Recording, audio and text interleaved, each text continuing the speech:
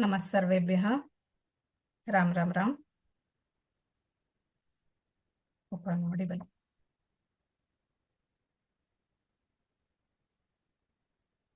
So I welcome everyone to today's Avadhana Pravesha Kaksha.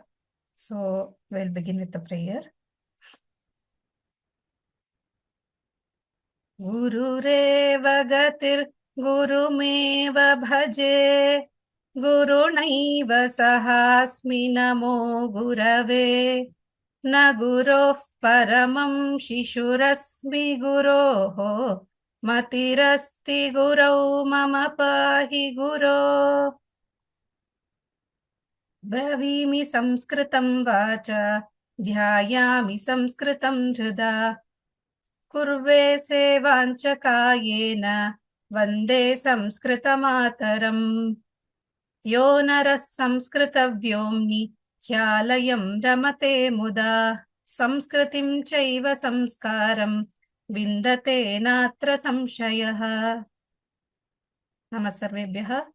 I welcome once again to everyone to today's Avadhana Pravesha, a brain gym through Padya Vidya Part 1 session. So this session is going to start from today, every Tuesday and Thursday, 6:30 to 7:30 p.m. by Dr. Ramakrishna Pajitaya Mahodaya.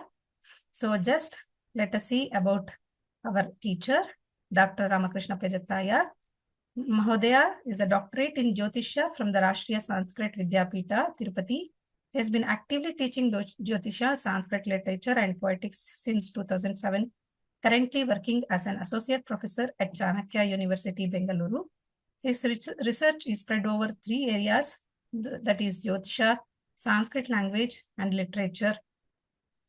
So I welcome Mahodaya to this session. Ram Ram Ram, Mahodaya. I welcome you to this session. Namaste. Namaste, Mahodaya. So just a brief introduction, about the class, how to join the class. Few minutes I'll take. So as of all we are already aware, so how you are going to join the class. So 2 types. So one, it is from computer or mobile, that is going through a page, logging in, log in from your dashboard, like there to a session. And one is from email. So you will be getting 24 hours before one email, 1 hour before, and once class starts, that email also you will get. You can click on the link in the email and you can join the session.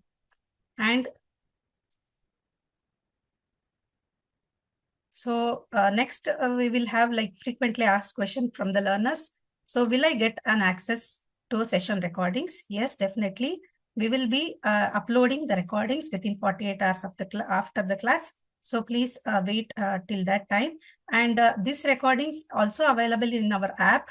You can access our app also to get the recordings.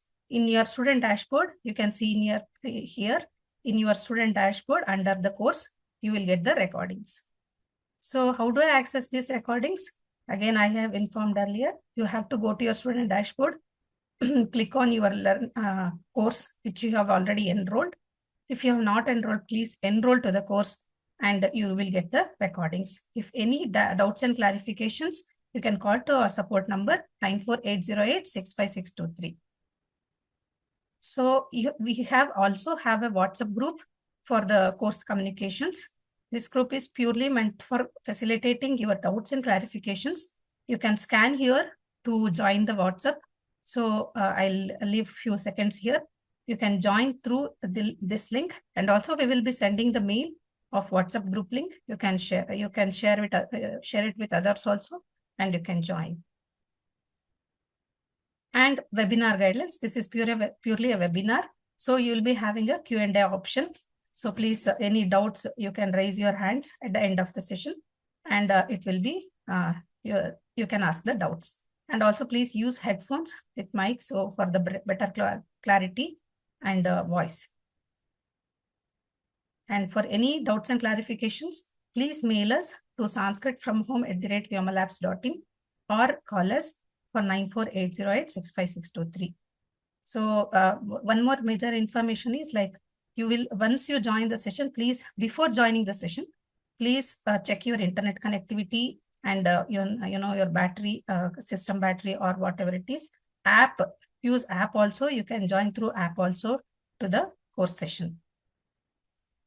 So once a teacher join the session, you will get a join now button highlighted. So you can click on from that and you can join. Dhanyavadah. Mahodaya, you can continue. Dhanyavadah. Ram Ram. श्रीगुरुभ्यो सर्वेभ्यः स्वागतम्। इमां कक्षाम् अहं संस्कृतेनैव निर्वर्तयिष्यामि। यदि भवतां तत्र अवगमने काठिन्यं स्यात् तर्हि अन्ते कृपया कथयन्तु। प्रायेण सरलया गिरा एव अहम् अत्र प्रस्तुतिं करिष्यामि।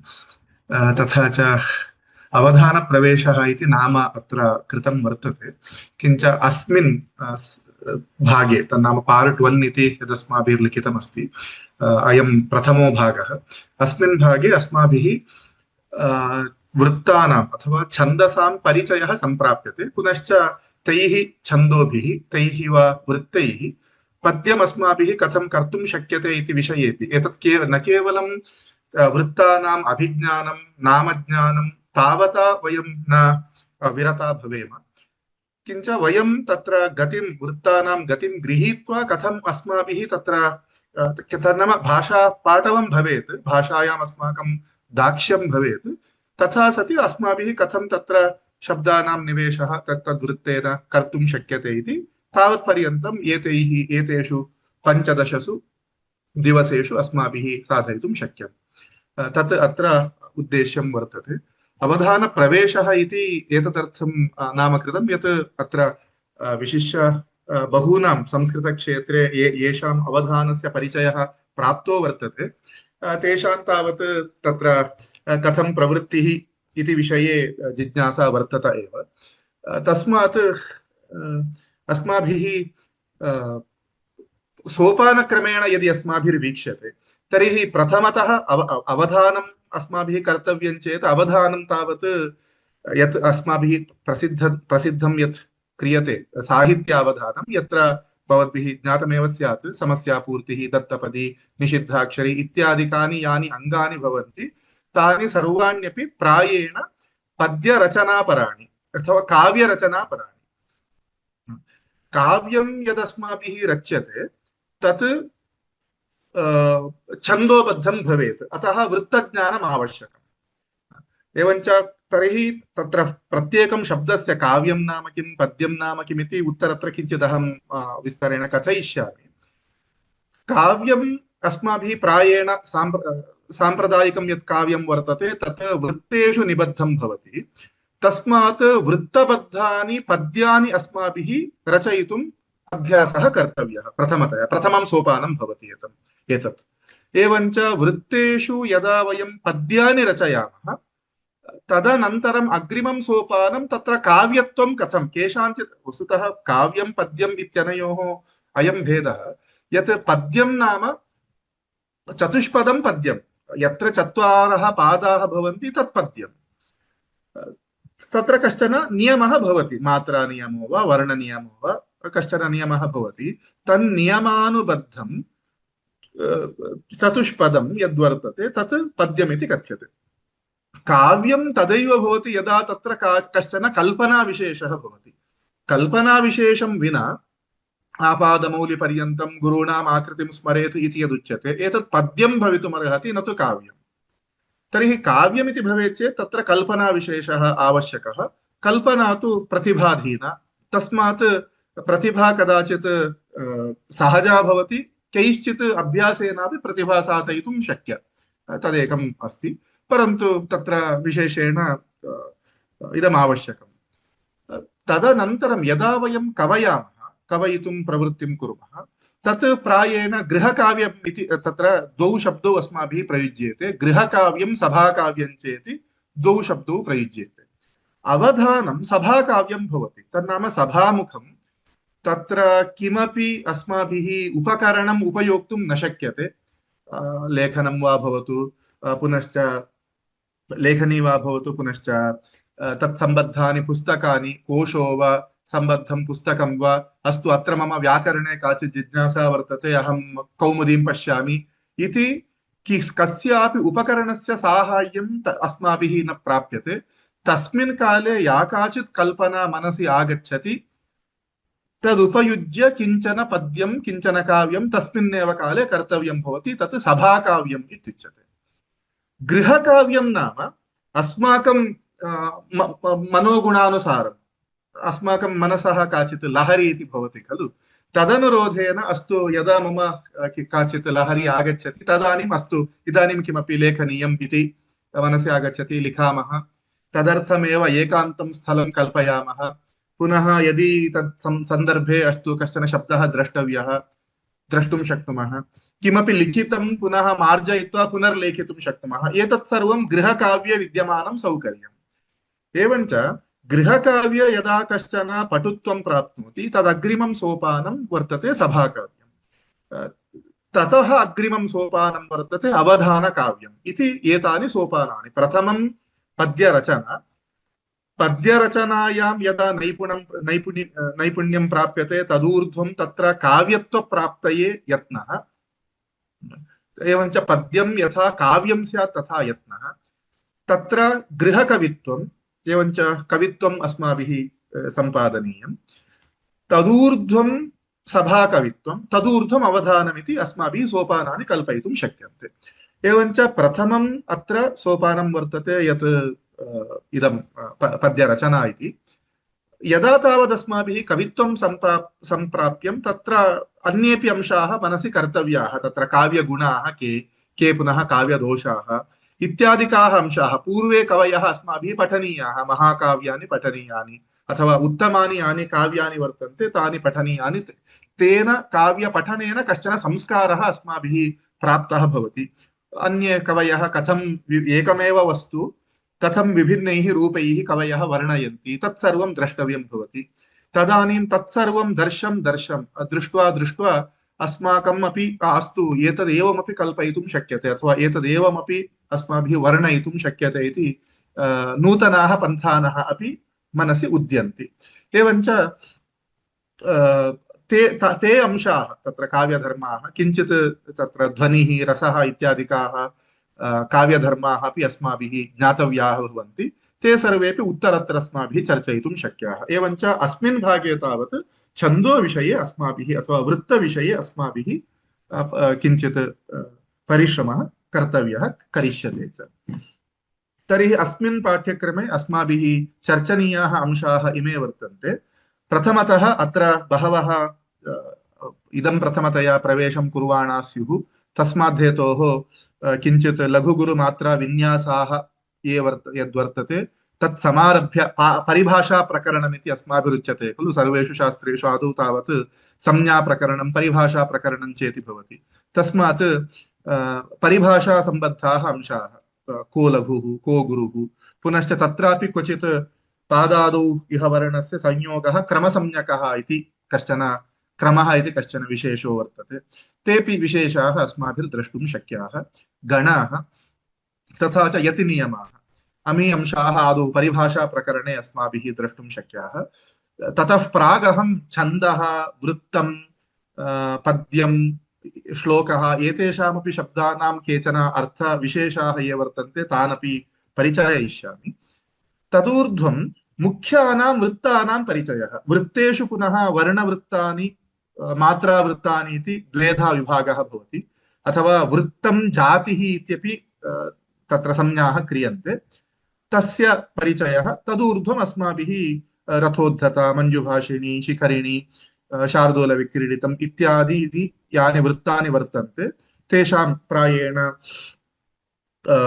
30-40 वा वृत्तानां परिचयः अस्माभिः सुष्ठु प्राप्तुं शक्यते। तदधिकमपि अस्माभिः कर्तुं शक्यते।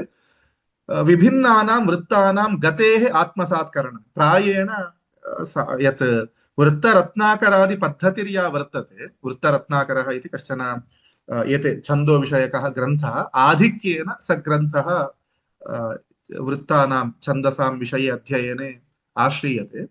तत्र 11 अक्षराणि वृत्तानि 12 अक्षराणि वृत्तानि इति अक्षरक्रमेण तत्र विभागाः क्रियन्ते। तदनुरोधेन तत्र इदं क्रियते। विभागो वा तेषां लक्षणं वा कथ्यते। परन्तु तदपेक्षया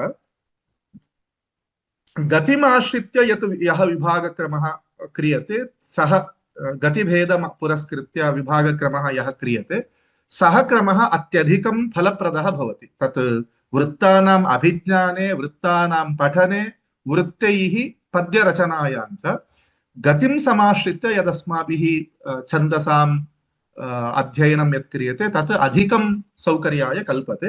अतः अस्माभिः तेन मार्गेण अस्माभिः अत्र अध्ययनं करिष्यते। तथा च प्रतिवृत्तं प्रायेण अध्ययनकाले अस्माभिः एकं लक्षणं पठ्यते, पुनश्च तस्य एकं लक्ष्यमिति पठ्यते। किञ्च कतिपयानां गतिसुभगता सम्पन्नानां वृत्तानां समीक्षणं, तत्र किं स्वारस्यं वर्तते इति प्रत्येकं वृत्ते प्राचीनानां पद्येषु अस्माभिः क्रियमाणेषु वा पद्येषु केचन विशेषाः तत्तद् वृत्तगताः ये विशेषाः सन्ति तेषामपि विषये किञ्चित् अस्माभिः अवधानं करिष्यते। तथा च पद्यखण्डानां रचनाभ्यासः क्रमेण पूर्णस्य पद्यस्य रचना तत्तद्वृत्ते अस्माभिः येषां तावत् भाषायां दार्ढ्यं वर्तते तेषां तत्रापि प्रवृत्तिः कर्तुं शक्यते। पुनश्च ग्राहिणां स्तरानुसारेण अन्येपि केचन यथा गर्भकवित्वम् इति वर्तते, तत्र मन्दाक्रान्तायां शालिन्याः सन्निवेशः, स्रग्धरायां मन्दाक्रान्तायाः शालिन्याश्च सन्निवेशः इत्यादिकाः अपि अंशाः क्वचित् अस्माभिः उत्तरत्र द्रष्टुं शक्याः। अस्तु, एतावत् एतत् कक्षासम्बद्धं विवरणं वर्तते। सद्यः अहं अत्र किमपि प्रष्टव्यमस्ति वा इति किञ्चित् अहं जिज्ञासुरस्मि। एतत् सन्दर्भे भवन्तः भवतां प्रश्नं संक्षिप्तं कुर्वन्तु, तदनुरोधेन वयम् उत्तरत्र गन्तुं शक्ष्यामः। आर्यन् महोदयः किमपि प्रष्टुमिच्छति, संक्षिप्तं करोतु भवदीयं प्रश्नम्। आर्ये वाय्स् मध्ये किञ्चित् इको अस्ति। ओहो, अस्तु अस्तु। अधुना तन्नाम पूर्णं तथैव वर्तते वा? आदितः एतावत्पर्यन्तं तथैव वर्तते वा? न महोदय, it was clear little bit. Okay okay, अस्तु अस्तु। विषयसम्बद्धं किमपि प्रष्टव्यमस्ति चेत् कृपया पृच्छन्तु। भवतः अपि एतत् अन्तर्जालसम्पर्कसन्दर्भे किञ्चित् पश्यतु महोदय। रिजॉइन करोतु। Yes, you can rejoin if you want. If you want to have any questions, you can rejoin. अस्तु, तर्हि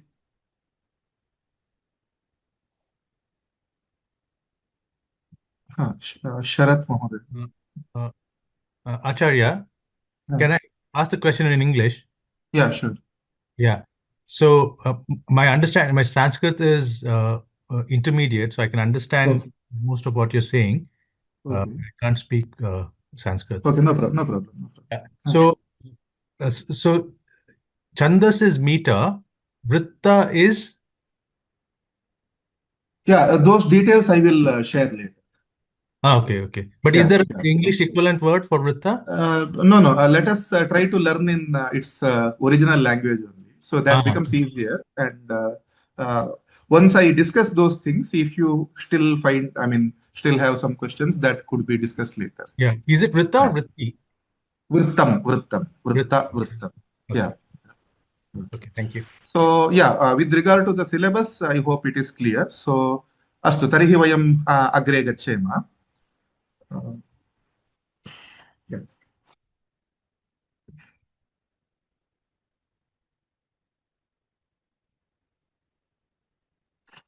अस्तु, इदानीं पद्यशब्दार्थं प्रथमं पश्येम। मया प्रागुक्तं यत् पद्यं सर्वमपि पद्यं काव्यं भवेत् इति नास्ति। तर्हि पद्यं नाम किम्? अत्र भवन्तः इदं शब्दकल्पद्रुमात् मया उद्धृतं वर्तते। शब्दकल्पद्रुमः कोशः सर्वेषां ज्ञातः एव। सः शब्दकल्पद्रुमकारः छन्दोमञ्जर्यां विद्यमानं लक्षणम् अत्र उल्लिखितवान् अस्ति। पद्यं चतुष्पदी तच्च वृत्तं जातिरिति द्विधा वृत्तमक्षरसङ्ख्यातं जातिर्मात्रा कृता भवेत् इति। पद्यं चतुष्पदी, चतुर्भिः पादैः युक्तं पद्यं। तन्नाम तत्र कश्चन नियमः भवति। अथवा इदमपि साहित्यदर्पणस्यापि भवन्तः लक्षणं द्रष्टुं शक्नुवन्ति। छन्दोबद्धपदं पद्यं, छन्दोबद्धं यत् पदं वर्तते, छन्दोबद्ध छन्दसा बद्धा पदावलिः पद्यम् इति कथ्यते। तत्र काव्यगुणाः भवेयुरेव इति नास्ति। यदि काव्यगुणः भवति तर्हि तत् काव्यम् इति वक्तुं योग्यं भवति, नो चेत् पद्यमित्येव वक्तव्यं, न तु काव्यम् इति। काव्यं पद्यात्मकं भवितुमर्हति, अपद्यात्मकं तन्नाम गद्यात्मकमपि भवितुमर्हति। इदमस्माभिः ज्ञातव्यम्। अतः अस्मिन् अस्याः यत् कोर्स् वर्तते, पाठ्यक्रमः यः वर्तते, अत्र अस्माभिः पद्यविद्या इति पद्यरचना तन्नाम छन्दोबद्ध पदावली कथम् अस्माभिः निर्मातव्या इत्यत्र अधिकम् अवधानं क्रियते। काव्यगुणानाम् आधानं कथमित्येतत् उत्तरत्र अस्माभिः द्रष्टव्यं भविष्यति। मध्ये कदाचित् तन्नाम प्रसङ्गानुरोधेन कदाचित् वदेयं, परन्तु इदमस्माभिः मनसि कर्तव्यं। तर्हि पद्यं नाम तत्र तदर्थे श्लोकः इति शब्दोऽपि अमरे उक्तः वर्तते। तथा च पद्यं चतुष्पदी, तत् वृत्तं जातिरिति द्विधा इत्यस्ति, तदहम् उत्तरत्र वक्ष्यामि। किं नाम वृत्तं, का नाम जातिः इति अहम् उत्तरत्र कथयिष्यामि। अत्र इदमपि भवन्तः द्रष्टुं शक्नुवन्ति यत् छन्दोबद्धपदं पद्यं तेनैकेन च मुक्तकं द्वाभ्यां तु युग्मकं सन्दानितकं त्रिभिरिष्यते कलापकं चतुर्भिश्च पञ्चभिः कुलकं मतम् अथवा तदूर्ध्वं कुलकं मतम् इति अस्ति। एतत् नावश्यकं। तत्र कदाचित् एवं भवति, यथा रघुवंशे आदौ सोऽहमाजन्मशुद्धानाम् इत्यादिकानि बहूनि पद्यानि सन्ति। बहुभिः पद्यैः एकं वाक्यं पूर्णं भवति। आसमुद्रक्षितीशानाम् आनाकरतवर्त्मनाम् इत्यादिकमस्ति खलु। शैशवेभ्यस्तविद्यानां यौवने विषयैषिणाम् इत्यादिकम् अभिधाय अन्ते रघूणाम् अन्वयं वक्ष्ये इति ब्रूते कालिदासः। एवं यदि एकेनैव पद्येन यदि वाक्यं सम्पन्नं भवति तर्हि तत् मुक्तकम् इत्युच्यते। द्वाभ्यां पद्याभ्यां यदि वाक्यं सम्पन्नं भवति तर्हि युग्मकम् इति उच्यते। त्रिभिः पद्यैः वाक्यं सम्पन्नं भवति तर्हि सन्दानितकम् इत्युच्यते। चतुर्भिः कलापकम् इति। तदधिकं पञ्च तदधिकानि वा पद्यानि यदि वाक्यं कुर्वन्ति तर्हि कुलकम् इति कथ्यते। एतत् नावश्यकं। यदि भवताम् नाम तत्र कौतूहलं वर्तते तर्हि भवन्तः एतानि नामानि भवन्तः मनसि धर्तुं शक्ष्यन्ति। अधुना छन्दश्शब्दं पश्येम। महोदयेन इदमपि पृष्टं यत् छन्दः वृत्तम् इत्यनयोः को भेदः इति। छन्दश्शब्दं प्रथमं पश्येम। कोऽयं छन्दश्शब्दार्थः इति चेत् अत्र भवन्तः अन्तिमं पश्यन्तु। कात्यायनकृता सर्वानुक्रमणीति यदक्षरपरिमाणं तच्छन्दः इति प्रायेण वैदिकप्रसङ्गे कथ्यते, तत् लौकिकप्रसङ्गेऽपि अन्वेति।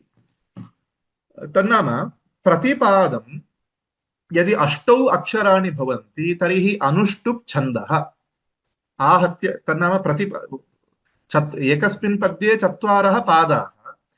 प्रतिपादं यदि 8 अक्षराणि भवन्ति, एवञ्च संहत्य यदि 32 अक्षराणि भवन्ति तर्हि अनुष्टुप् छन्दः।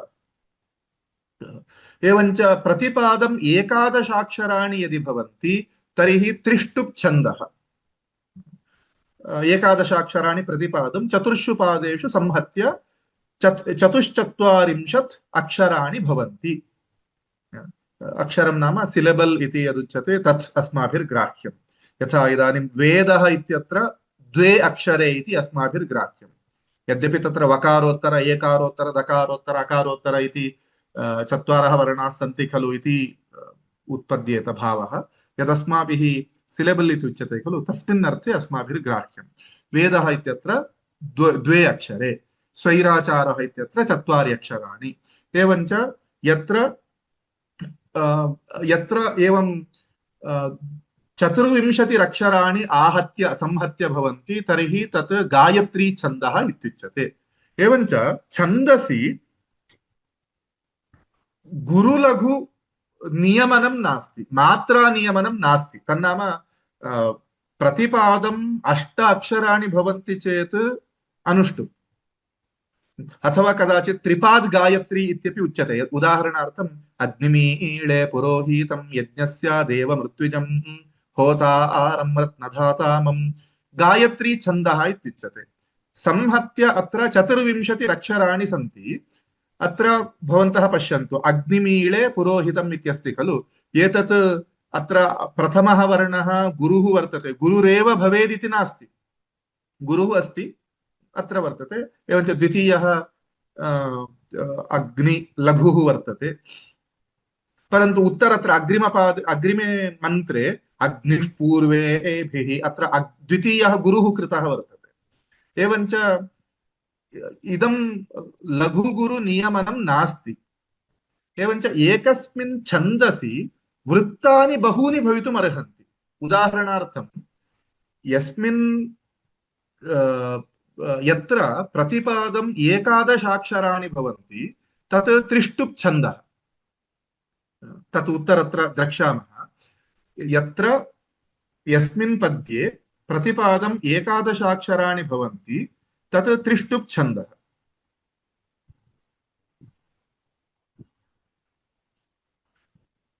त्रिष्टुप् छन्दसि अस्माभिः बहूनि वृत्तानि द्रष्टुं शक्यानि। उदाहरणार्थं रथोद्धता इत्यस्ति, प्रसिद्धं पद्यमस्ति खलु। यत्र यत्र रघुनाथ कीर्तनं तत्र तत्र कृतमस्तकाञ्जलिम्। अत्र पश्यन्तु, यत्र यत्र रघुनाथ कीर्तनम् 11 अक्षराणि वर्तन्ते। इदं रथोद्धता वृत्तम् इति वदामः, तल्लक्षणम् उत्तरत्र द्रक्ष्यामः।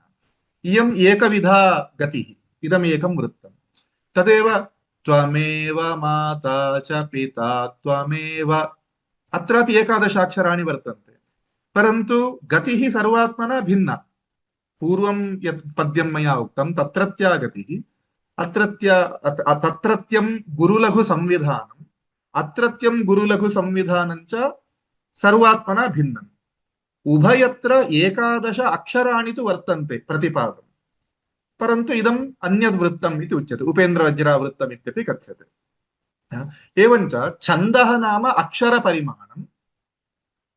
प्रायेण वैदिकेषु छन्दः वर्तते, न तु वृत्तं। लौकिकेषु प्रतिच्छन्दः अस्माभिः विभिन्नानि वृत्तानि द्रष्टुं शक्यन्ते इति एतत् अस्माभिः मनसि कर्तुं शक्यम्।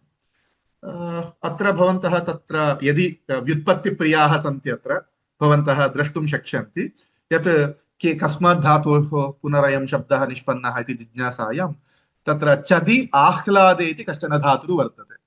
चन्द्रः इति शब्दो वर्तते खलु। चन्दयति इति चन्द्रः, चन्दयति आह्लादयति इति चन्द्रः। एवञ्च चदि इति धातुः, तस्मात् धातोः असुन् प्रत्ययः तत्र चकारस्य छकारादेशश्च भवति, तेन छन्दः इति रूपं भवति। एवञ्च चन्दयति आह्लादयति इति छन्दः। वीक्षताम्, यदा शब्दावली तथैव यदा पठ्यते अस्माकम् आह्लादः इति कश्चन न भवति। तदेव कयाचित् नियतगत्या, एवं खलु, गुरुलघु नियतया गत्या यदा अस्माभिः सैव पदावली यदा निर्मीयते तदा कश्चित् आह्लादः उत्पद्यते, एवं किल। उदाहरणार्थं रघुनाथस्य कीर्तनं यत्र यत्र भवति तत्र तत्र हनुमान् उपतिष्ठते इति वाक्यरूपेण उच्यते चेत् आह्लादः नास्ति। तदेव यत्र यत्र रघुनाथ कीर्तनं तत्र तत्र कृतमस्तकाञ्जलिम्, अर्थः अवगतो वा न वा, कश्चित् आह्लादः अस्माकं मनसि उत्पद्यते। तत् बहुत्र अस्माभिः द्रष्टुं शक्यते। सुवक्षोजकुम्भां सुधापूर्णकुम्भाम् इत्यत्रापि कश्चित् आह्लादः उत्पद्यते। किमर्थं? तत्रत्यः गतिविशेषः तत्र कारणम्। एवञ्च चन्दयति आह्लादयति इति छन्दः इति एका व्युत्पत्तिः। छदि संवरणे इति अपरं किञ्चित्। अपरः कश्चन धातुर्वर्तते। छदि संवरणे आच्छादयति इति वयं प्रयोगं कुर्मः खलु। छन्दयति इति छन्दः। छन्दयति नाम संवृणोति, आच्छादयति। किं संवृणोति? दोषान् संवृणोति इत्यर्थः। पश्यन्तु, यत् कदाचित् एवं भवति, वयं सम्यक् उत्तमेन केनचित् वृत्तेन, तदपि यदि कश्चित् उत्तमः गायकोऽपि यदि लब्धः भवति, तर्हि तत्र काव्यगुणाः भवन्तु वा न वा, व्याकृतिदोषाः अपि भवन्तु वा न वा, अस्माकं श्रोतॄणाम् आह्लादः भवति, आनन्दः भवति। एवञ्च दोषाः तत्र आवृताः भवन्ति, संवृताः भवन्ति। एवं खलु, दोषाः छन्नाः भवन्ति। तस्मात् हेतोः छन्दयति इति छन्दः इत्यपि इदं कर्तुं शक्यते। एवञ्च अन्ये तत्र अर्थविशेषाः भवद्भिः द्रष्टुं शक्याः। छन्दः इति प्रसिद्धमेव, वेदः इत्यर्थे छन्दः शब्दः प्रयुज्यते। आसीन्महीक्षितामाद्यः प्रणवश्छन्दसामिव इति प्रयोगः द्रष्टुं शक्यः। छन्दो नाम वेदः। एवं छन्दः इति शब्दः स्वैराचारार्थेऽपि क्वचित् प्रयुक्तः। प्रायेण लौकिकभाषायां छन्दतः इति कश्चन प्रयोगः अस्ति। अस्तु, छन्दतः कुरुष्व, यथेष्टं कुरुष्व इत्यर्थे छन्दतः इति प्रयोगः क्रियते। प्रायेण अत्र तु छन्दस् इति सकारान्तः शब्दः, परन्तु सकारान्तः छन्दस् शब्दोऽपि तादृश स्वैराचारे प्रयुक्तः महाभारते दृश्यते। भवतु। एवं पद्यम् इत्यर्थोऽपि अत्र मेदिन्यां दर्शितः, मया तदुक्तमेव। छन्दोबद्धमेव पद्यमिति उच्यते। यदेभिरात्मानमाच्छादयन् देवा मृत्योर्बिभ्यतः तच्छन्दसां छन्दस्त्वम्। इदानीं छन्दयति आच्छादयति इति मया यदुक्तं, मया तावत् दोषान् संवृणोति इति मया अभिहितं। तत् अधिकम् अस्मत्प्रसङ्गे तावत् तदधिकं युज्यते। किञ्च वैदिकेषु मन्त्रेषु छन्दः इति किञ्चित् भवति खलु। पुनश्च छन्दसा विना अस्माभिः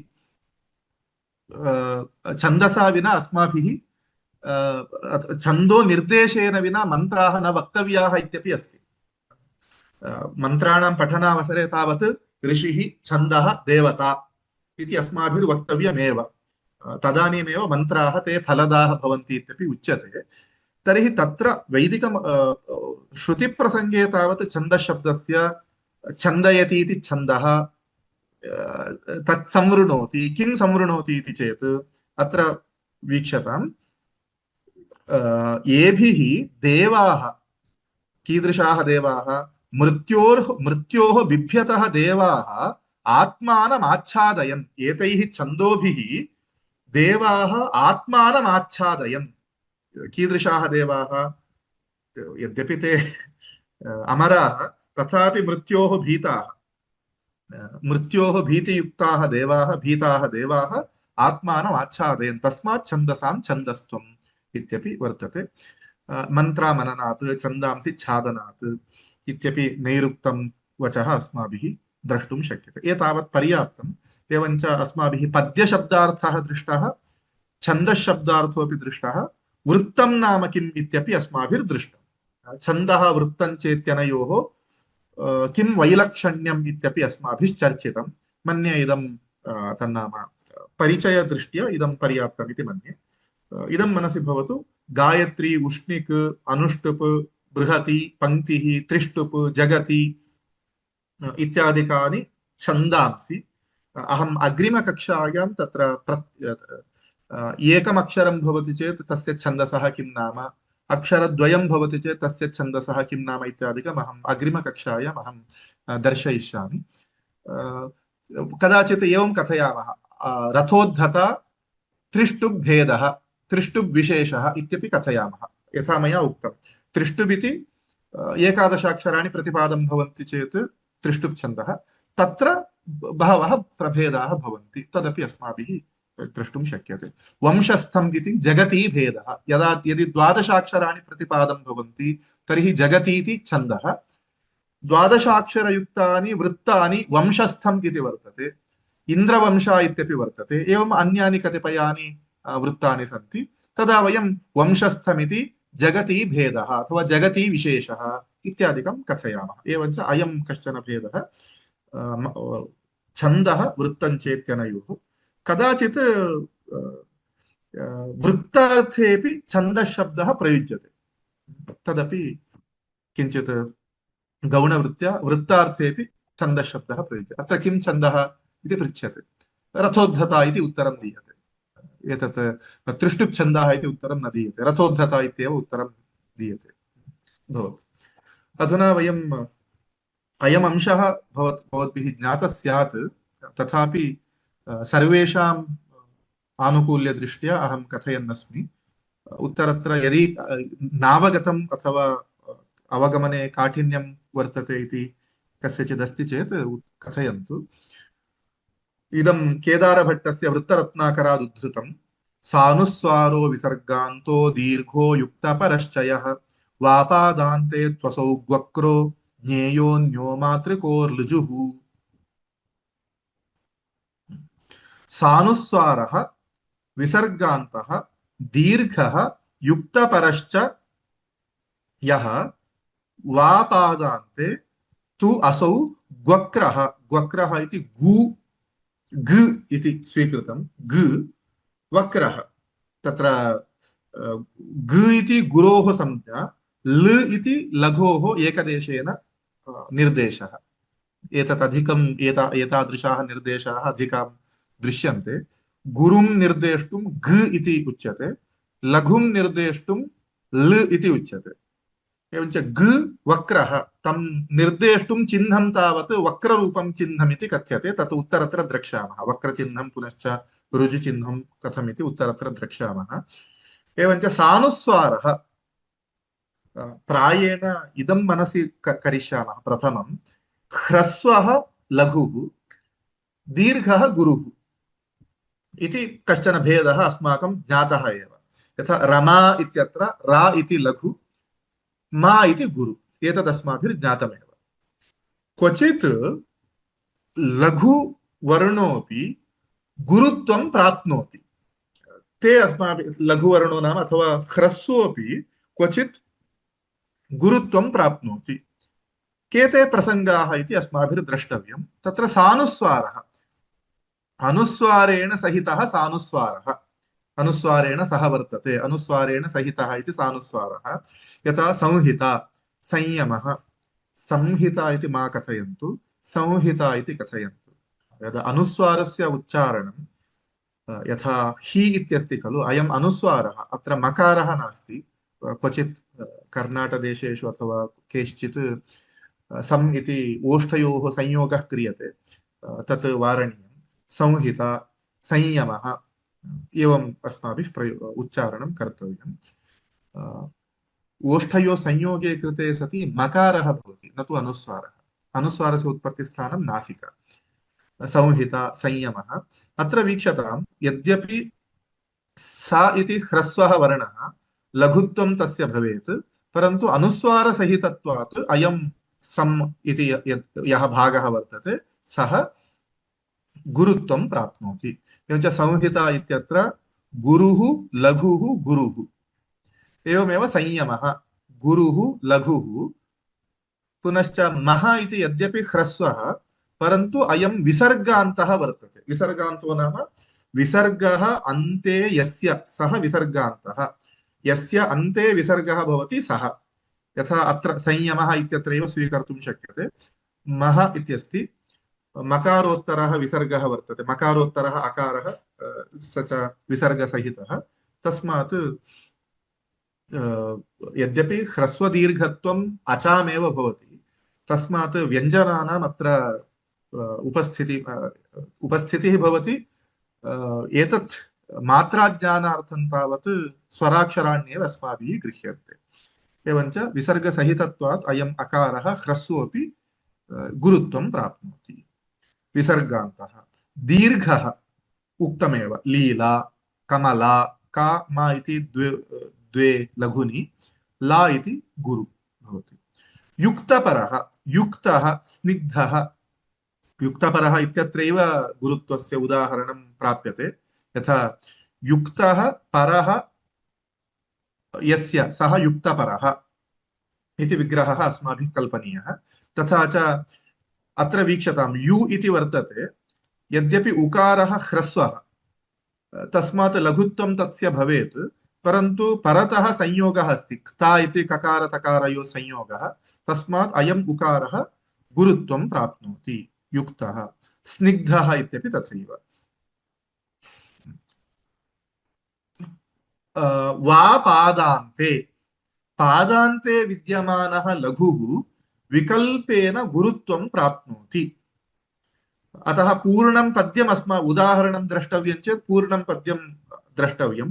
रामगिर्याश्रमेषु इति कालिदासस्य मेघदूतकाव्यस्य प्रथमं पद्यं, कश्चित् कान्ताविरह गुरुणा स्वाधिकारात् प्रमत्तः इति यत् पद्यं वर्तते, तस्य अन्तिमः पादः स्निग्धच्छाया तरुषु वसतिं रामगिर्याश्रमेषु इत्यस्ति। यद्यपि अन्ते विद्यमानः यः उकारः सः गुरुत्वं प्राप्नोति। छन्दो नियमः तत्र वृत्तनियमः, मन्दाक्रान्तवृत्तनियमः तथा वर्तते, अयं गुरुत्वं प्राप्नोति। अत्र कश्चन विशेषो वर्तते, यत् वा पादान्ते इति यः नियमः अस्ति सः कञ्चन विशेषं सः गृह्णाति। कोऽयं विशेषः इति चेत् प्रायेण किञ्चित् दीर्घेषु वृत्तेषु, मालिन्यादिषु वृत्तेषु यत्र आड् पादौ भवतः खलु, तत्र अयं नियमः, ओजपादयोः अयं नियमः नान्वेति, युग्मपादयोरेव अयं नियमः अन्वेति। तत् वयम् उत्तरत्र द्रक्ष्यामः। एवं कश्चन विशेषः अस्ति इति मनसि भवतु, तत्पर्याप्तम्। पुनः इदमपि किञ्चित् स्वारसिकम् अनुसन्धेयम्। पादादादिह वर्णस्य संयोगः क्रमसंज्ञकः पुरस्थितेन तेन स्यात् लघुतापि क्वचित् गुरोः। क्वचित् तादृशाः प्रयोगाः सन्ति इति हेतोः अयं कश्चन विशेषः उक्तः। वर्णस्य संयोगः कुत्र? पादादौ, पादस्य आदौ वर्णस्य संयोगः क्रम इति संज्ञां प्राप्नोति। क्रमसंज्ञकः, क्रमसंज्ञकः। उदाहरणम् अत्रैव वीक्षताम्। ग्राम्यजनो मिष्टमश्नाति इत्यस्ति, अयं पादस्य आदिः। अत्र तरुणं सर्षपशाकम् इति एकः पादः। नवोदनं पिच्छिलानि च दधीनि इति द्वितीयः पादः। अल्पव्ययेन सुन्दरि इति तृतीयः पादः। ग्राम्यजनो मिष्टमश्नाति इति चतुर्थः पादः। अत्र ग्रा इत्यस्ति खलु, अयं पादादौ संयोगः, विद्यमानः संयोगः, तस्मात् अस्य क्रमः इति संज्ञा। क्रमः इति संज्ञा यस्य, सः क्रमसंज्ञकः। पुरस्थितेन तेन स्यात् लघुतापि क्वचित् गुरोः। क्वचित् अयं क्रमसंज्ञकः वर्णः पुरतः भवति चेत् पूर्वस्य लघोः अपि, पूर्वस्य गुरोः अपि क्वचित् लघुता भवति। यद्यपि अत्र सुन्दरी इति वर्तते खलु, सुन्दरी इति पुरतः संयोगः वर्तते इति कृत्वा सुन्दरी इत्यत्र इकारः यः वर्तते एषः गुरुत्वं प्राप्नोति। युक्तपरः इत्युक्तम् अस्ति खलु, सानुस्वारो विसर्गान्तः दीर्घो युक्तपरश्च यः।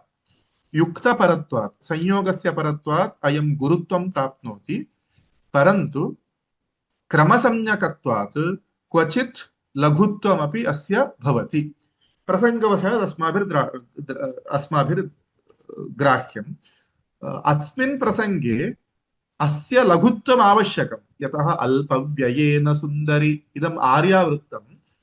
आर्यावृत्ते ओजपादौ प्रथमः तृतीयश्च यौ पादौ विद्येते, तत्र 12 मात्राः भवेयुः।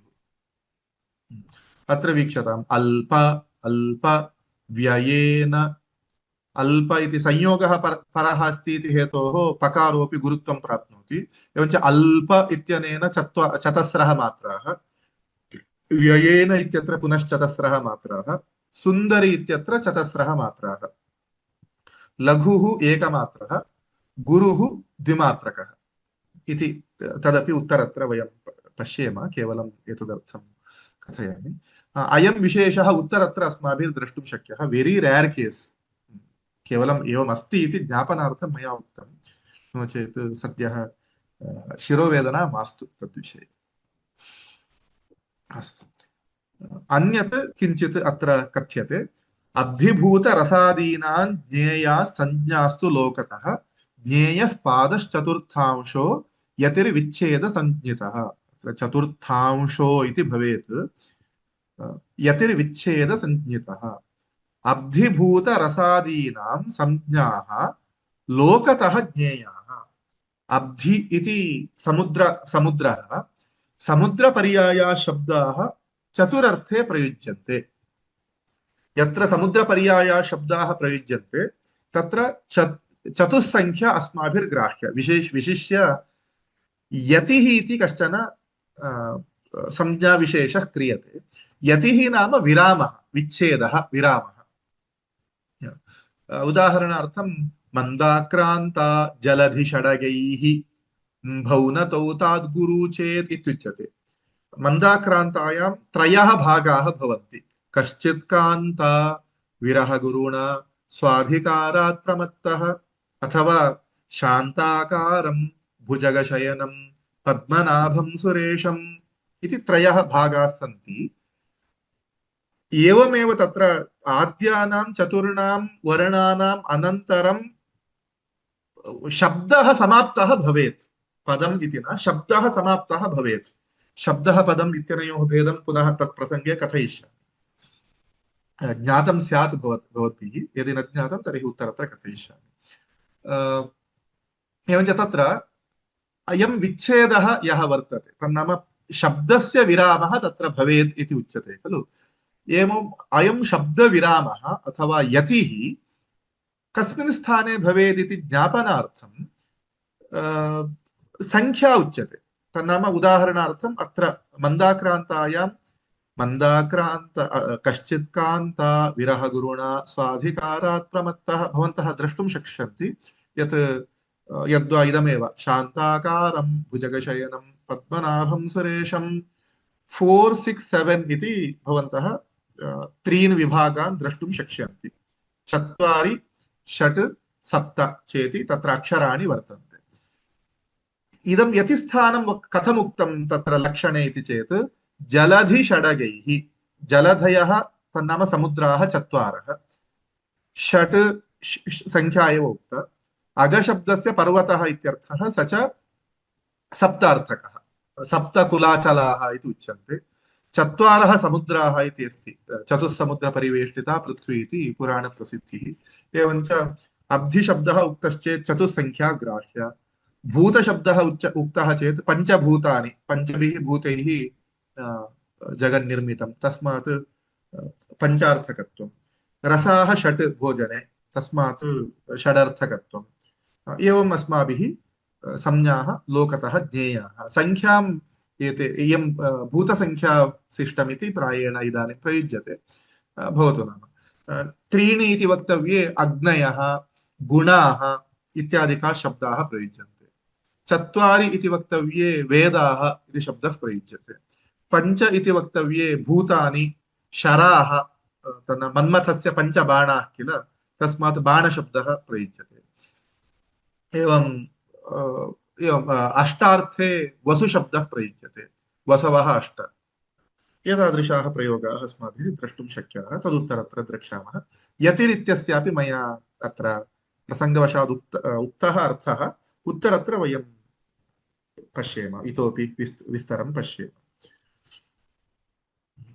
अत्र पुनः वृत्तभेदाः तत्र वृत्तेषु 3 प्रकाराः उच्यन्ते केवलं उत्तरत्र एतेषां सर्वेषामपि विस्तरः ज्ञायते अद्य केवलं किञ्चिदिव एतत् कर्टन् रैसर् इव भवन्तः चिन्तयन्तु उत्तरत्र प्रतिविषयं विस्तरेण कथयिष्यामि यस्मिन् पद्ये 4 पादाः तुल्यलक्षणलक्षिताः अङ्घ्रयो यस्य 4 तुल्यलक्षणलक्षिताः तच्छन्दशास्त्रतत्त्वज्ञाः समं वृत्तं प्रचक्षते यत्र चत्वारोऽपि पादाः तुल्यलक्षणलक्षिताः तन्नाम प्रथमे पादे यल्लक्षणमुक्तं तदेव लक्षणम् अन्येष्वपि त्रिषु पादेषु समन्वेति तर्हि तत् समवृत्तम् इत्युच्यते। उदाहरणार्थं यत्र यत्र रघुनाथकीर्तनम् इत्युक्तम् अस्ति खलु। यत्र यत्र रघुनाथकीर्तनं भवन्तः द्रष्टुं शक्नुवन्ति यत् यत्र गुरुः लघुः पुनः यत्र गुरुः लघुः एवमेव गुरु लघु अनन्तरं पुनः रघु इति लघुद्वयं पुनः गुरुः इति कश्चन तत्र आनुपूर्वविशेषः वर्तते। आदौ रगणः तदनन्तरं नगणः एवं लक्षणं किञ्चित् उक्तं वर्तते। तल्लक्षणोपेतं तल्लक्षणज्ञानेन विनापि भवन्तः गतिं पश्यन्ति चेत् ज्ञातं भवति। प्रथमे पादे यः गुरुलघुमात्राविन्यासः वर्तते स एव अन्येष्वपि पादेषु अनुवर्तते। इदं समवृत्तम् इत्युच्यते। तर्हि अन्यत् कीदृशं भवति अर्धसमवृत्तानि इति कानिचन वर्तन्ते। उदाहरणं किञ्चित् अत्र वदामि। अथ मोहपरायणा सती विवशा कामवधूर्विबोधिता अथवा अन्यत् बहु तस्मिन्नेव प्रसङ्गे रघुवंशे अस्ति। मरणं प्रकृतिशरीरिणां विकृतिर्जीवितमुच्यते बुधैः। अत्र वीक्षतां मरणं प्रकृतिशरीरिणां दश अक्षराणि सन्ति प्रथमपादे। विकृतिर्जीवितमुच्यते बुधैः द्वितीयपादे एकादश अक्षराण्यभवन्। तृतीये पुनः दश चतुर्थे पुनरेकादश एवञ्च ओजयोः पादयोः एकं लक्षणं युग्मयोः पादयोः अपरं लक्षणम्। अत्र वीक्षता प्रथमाङ्घ्रिसमो यस्य तृतीयचरणो भवेत् द्वितीयस्तुर्यवद्वृत्तं तदर्धसममुच्यते। यस्य तृतीयश्चरणः प्रथमाङ्घ्रिसमः तृतीयः पादः प्रथमेन पादेन यस्य तुल्यः भवति तथा च द्वितीयः तुर्यवत् चतुर्थ इत्यर्थे तुर्यः इत्यपि शब्दो विद्येते। एवञ्च द्वितीयः पादः चतुर्थपादवत् यदि भवति तर्हि तत् अर्धसमवृत्तम् इत्युच्यते। एतानि कतिपयानि वृत्तानि वर्तन्ते वियोगिनि औपच्छन्दसिकम् इत्यादि।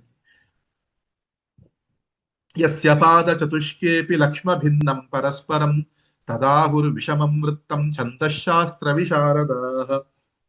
यत्र चतुर्ष्वपि पादेषु लक्ष्म शब्दस्य लक्षणम् इत्यर्थः। चिह्नं लक्ष्म च लक्षणम् इति कोशः। लक्ष्म लक्ष्मणी लक्ष्माणि इति रूपाणि भवन्ति। लक्ष्म शब्दस्य लक्षणम् इत्यर्थः। एवञ्च यस्य चतुर्ष्वपि पादेषु लक्षणं परस्परं भिन्नं तत् विषमं वृत्तम् आहुः। तत् विषमवृत्तमिति कथयन्ति। Very rare case. प्रायेण समवृत्तानि अर्धसमवृत्तानि च प्रसिद्धानि। अस्तु। अयं गणविभागः भवद्भिः ज्ञातः स्यात्।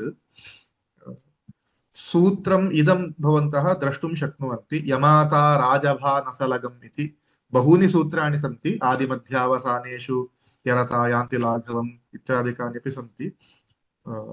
अत्र उत्तरत्र अस्ति यरता यान्ति लाघवम् भजसा गौरवं यान्ति मनोतु गुरुलाघवम् इत्यपि अस्ति। तथा च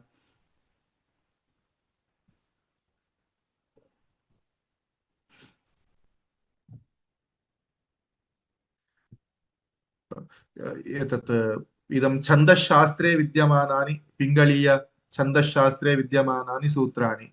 धीर्श्री स्त्रीम् वरासायि कागुहार् इत्यादिकानि सन्ति। केवलं स्वारस्यदर्शनार्थं मया एतत् अत्र निवेशितं। भवन्तः किमपि एकं सूत्रं गृह्णन्तु। परिचितमेव स्यात्। यगणः आदौ लघुः ततो गुरुद्वयं भवति चेत् यगणः। रमेशः शुभाङ्गी विषादी यतन्ते अत्र आदौ लघुः ततो गुरुद्वयं। विशिष्य एतदस्ति खलु भुजङ्गप्रयातं बहु प्रसिद्धं। तस्य गतिः तथैव भवति। चतुर्भिः यगणैः भुजङ्गप्रयातं भवति ननाना ननाना ननाना ननाना इति तस्य गतिर्भवति। महादेव देवेश देवादिदेव स्मरारे पुरारे यमारे हरेति इति पद्यानि तस्य भुजङ्गप्रयातेन भवन्ति। अस्तु, मगणः सर्वगुरुः भवति चेत् मगणः, मया इदं सूत्रम् एतदर्थम् उक्तम्। इदानीं यगणो नाम कः? यमाता। भवन्तः कः गणः अभिलषितः तं वर्णम् आदिं कृत्वा त्रीन् वर्णान् पठन्तु, तदानीं तस्य गणस्य लक्षणं ज्ञातं भवति। यथा यगणः आवश्यकश्चेत् यमाता, यमाता, लघुः गुरुः गुरुः यगणः। मगणः कथं? मातारा, गुरुत्रितयं मगणः। ततः तगणः ताराज, गुरुः गुरुः लघुः, सः तगणः भवति। वित्रस्त, गंभीर, विश्वेश, गुरुद्वयं तदनु लघु, एवं भवति। रगणः राजभ, तं वर्णमादिं कृत्वा भवन्तः वर्णत्रयमत्र पठन्तु, तदानीं तस्य लक्षणस्य तस्य गणस्य लक्षणं प्राप्तं भवति। राजभ, अत्र मन्यते, धन्यता, सन्ततं, भारतं। चत्वारः रगणाः यदि भवन्ति तर्हि स्रग्विणी इति वृत्तं। नानना नानना नानना नानना इति तस्य गतिर्भवति। बहुत्र गीतेषु प्रयुज्यते।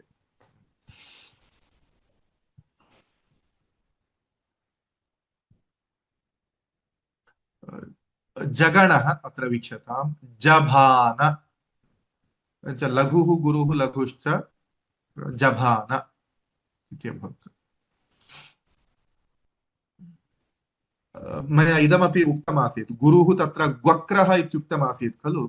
गुरोः वक्रं चिह्नं क्रियते, एवञ्च लघोः ऋजुः इत्युक्तमस्ति, अतः लघोः ऋजुचिह्नं क्रियते। ऋजुः दण्डः लघुं द्योतयितुं निवेश्यते, तदपि अत्र भवन्तः मनसि कर्तुं शक्ष्यन्ति। तदनु भानस, भगणः गुरुः लघुद्वयञ्च। वारिज, मानस, मंदिर, धारिणी। नगणः सर्वलघु यदि भवति तर्हि नगणः अवनि, मधुर, लसति, कुपित। एवञ्च लघुद्वयं गुरुश्च भवति चेत् सगणः। वदनं विनता पतितः परमम्, आदौ इदमपि पठितं खलु, गुरुरेव परो इति अस्ति खलु, गुरुरेव गतिः। तदपि अनेनैव, तन्नाम सगण चतुष्टयं क्रियते चेत् तद्वृत्तं सम्पन्नं भवति। नामादिकं वयम् उत्तरत्र द्रक्ष्यामः। एवञ्च एते अष्टौ गणाः अस्माभिः ज्ञातव्याः। उत्तरत्र लक्षणानि ज्ञातुं सुकरं भवति। अत्र भवन्तः पश्यन्तु, इदं म इति मगणः धीश्री स्त्री इति त्रयः दीर्घशब्दाः प्रयुक्ताः सन्ति। अभिप्रायः कः? गुरुत्रितयं मगणः, धीश्री स्त्री म, लघुः गुरुद्वयञ्च यगणः, वरासाय, गुरुः लघुः गुरुश्च रगणः, कागुहार। अत्र कागुः इत्यस्य अर्थः अस्माभिः न चिन्तनीयः, केवलं तानि लघुत्वं गुरुत्वं वा रिप्रेजेंट कुर्वन्ति, तावदेव। वसुधास, साते क्व त, गुरुद्वयं लघु। कदा सा ज, किं वद भ, नः सा न, लघुत्रित। गृल, गन्ते इति लघुत्वं गुरुत्वं च तत्र उक्तं वर्तते। इदं तत्र मङ्गलपद्यं। मयरस तजभन लगसंमितं भ्रमति वाङ्मयं जगति यस्य, स जयति पिङ्गलनागः शिवप्रसादाद् विशुद्धमतिः इति तत्र मङ्गलपद्यं पिङ्गलछन्दश्शास्त्रे। भवतु, अधुना कापि जिज्ञासा अस्ति चेत्, समयः अतीतः तथापि जिज्ञासा अस्ति चेत् भवन्तः प्रष्टुमर्हन्ति। तत्र क्वश्चन् बाक्स् मध्येपि स्थापयितुं शक्ष्यन्ति। अत्र एकः प्रश्नः मया दृश्यते, यत् स्वच्छन्दम् इति व्यवहारः अस्ति। एवं छन्दतः इति मया उक्तं, स्वच्छन्दम् इत्यपि व्यवहारः, कामचारः इत्यर्थे। तथा च छन्दस् शब्दः नपुंसकलिङ्गे भवति, किन्तु छन्दसां नामानि स्त्रीलिङ्गे भवन्ति, तत् कथमिति तत्र युक्तिः कापि मया न दृष्टा, रूढिरित्येव। तत् छन्दो विशेषाः, तस्मात् अस्तु। अत्र हैंड रेज दृश्यते। अदितिवर्य नमस्ते महोदय। नमस्ते। वृत्तरत्नाकरस्य कर्ता कः? केदारभट्टः इति। धन्यवाद।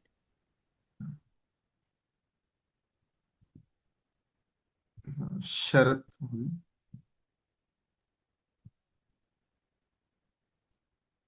हाँ। Oh, my hand was up. Sorry. But anyways, I had a question. So this when you say Chandasat, Chandas, so like Mananat Mantraha. So in हाँ। that sense, which meaning is applied there? मननात् मन्त्रः। मन्त्रः इति नाम किमर्थमिति चेत् तत् अस्माभिः मननं क्रियते इति। तद्वत् छादनात् छन्दः, तत् छादयति इति मया अर्थः उक्तः खलु। आच्छादयति इति, आच्छादयति इति रक्षति इत्यर्थोऽपि भवितुमर्हति। यत् देवानां रक्षकं छन्दः इति, अस्माभिः तत्र दोषान् आच्छादयति इत्यपि अर्थः स्वीकर्तुं शक्यते। तन्नाम छन्दः किञ्चित् सौन्दर्यम्, अस्माकं वचसि किञ्चित् सौन्दर्यम् आदधाति खलु, सौन्दर्यं निदधाति। यदा सौन्दर्यं किञ्चित् तन्नाम भवति, तदानीम् अस्मासु इदानीम् अलङ्करणान्यपि तथैव खलु। अस्माकं स्वाभाविकाः ये दोषाः भवन्ति, तान् दोषान् अलङ्करणानि निगूहयन्ति। Yeah. So it is, the positive meaning is good. Like ahlada, it gives ahlada is good. It covers the defects, it has a negative meaning, little bit. No. It doesn't mean that it is negative. So alankarana or chandas is a kind of alankarana only, right, for our speech. Okay, it adds some flavor. Usually, why do we add some flavor to anything, whether it is ornament or so we think that it is incomplete with, I mean, it adds some beauty, means some kind of incompleteness. So in both, it doesn't mean that it should be taken as in the negative sense. Okay.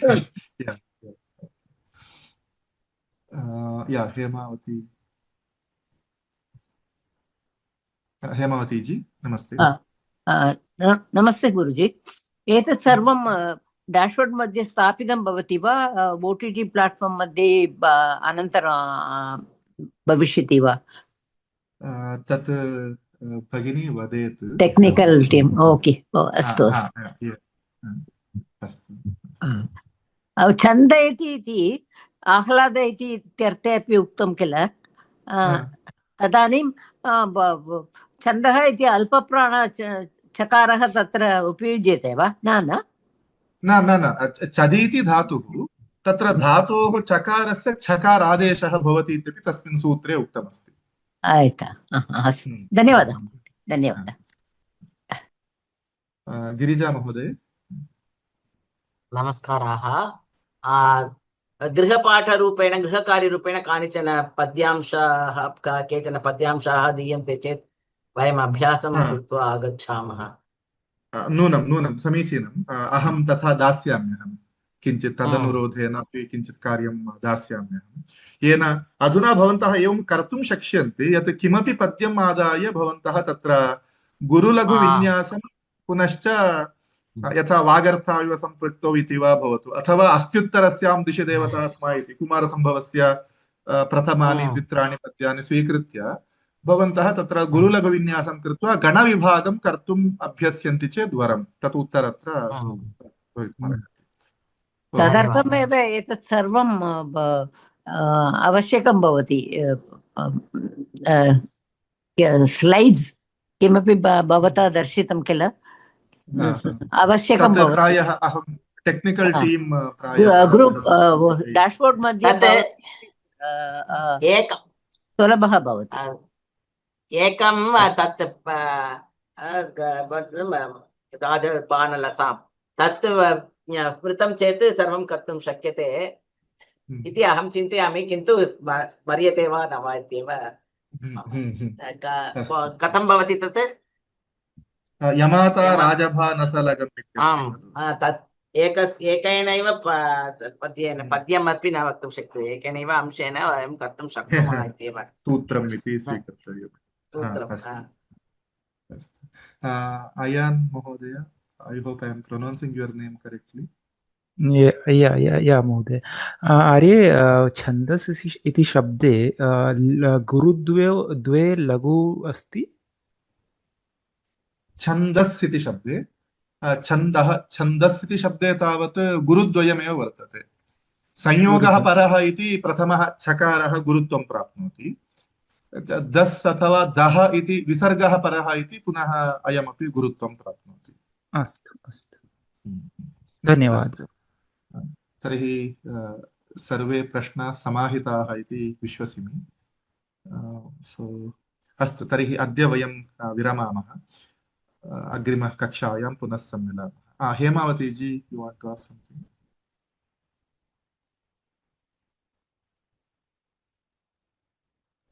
Sorry, Mahodaya, I had already spoken. I forgot to lower my hand. Sorry about it. Okay. Shubha ji? नमो नमः महोदय।